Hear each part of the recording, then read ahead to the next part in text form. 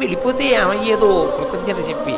కానీ ఇన్ని ఇచ్చిన గురువుగారు కదా, కొన్నాళ్ళు ఆయన శుశ్రూష చేసి పెడదాం అనుకున్నాడు.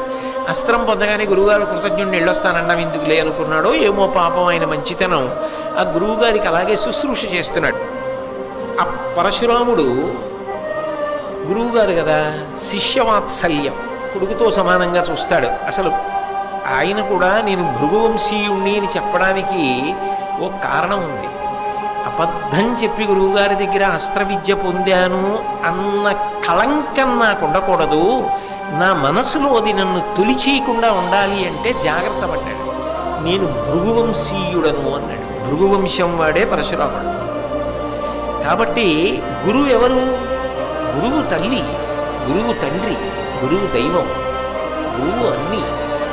అందుకే గురువుగారి దగ్గర శిష్యుడు కొడుకుతో సమానం. అనేక సందర్భాల్లో మీరు కావ్యాలు పురాణాలు చూస్తే నా కోడలనే అంటారు. సంప్రదాయంలో ఉపదేశం పొందినటువంటి శిష్యుడి భార్యని నా కోడలు అని పిలుస్తాడు గురువు. తన కోడలుగానే చూస్తాడు మనసులో. ఎందుకని అంటే అంతే, ఆ అనుబంధం అంతే. అందుకే గురువుగారి శరీరం పడిపోయిన తరువాత కొడుకు ఎన్ని చేస్తాడో శిష్యుడికి కూడా అంత అధికారము ఉంటుంది. శిష్యుడు కొడుకుతో సమానం. కొడుకు ఏం చేస్తాడు? తను ఏదైనా మంచి వస్తువుని పొందాడనుకోండి, తాను పొంది సంతోషించడం కాదు, తన తండ్రి సంతోషంగా అవన్నీ చూసి ఆనందపడితే ఆనాడు కొడుకు సంతోషించాడు అనుకోండి, వాడు కొడుకండి.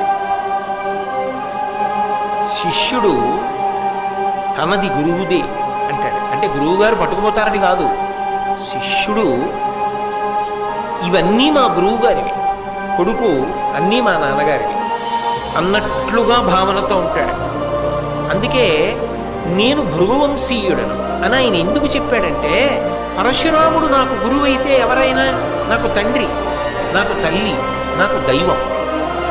ఆయన నాకు తండ్రి అయితే నేనేమవుతాను? ఆయనకి కొడుకునవుతాను.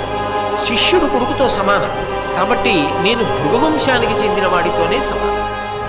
కాబట్టి నాకు అబద్ధం చెప్పిన దోషము కలగకుండా ఉండడానికి కొంచెం జాగ్రత్త పడ్డాను. జాగ్రత్త పడి భృగువంశీ. గురువుగారు అంత ప్రేమగానే చూశాడు. అందుకే బ్రహ్మాస్త్రం ఇచ్చాడు.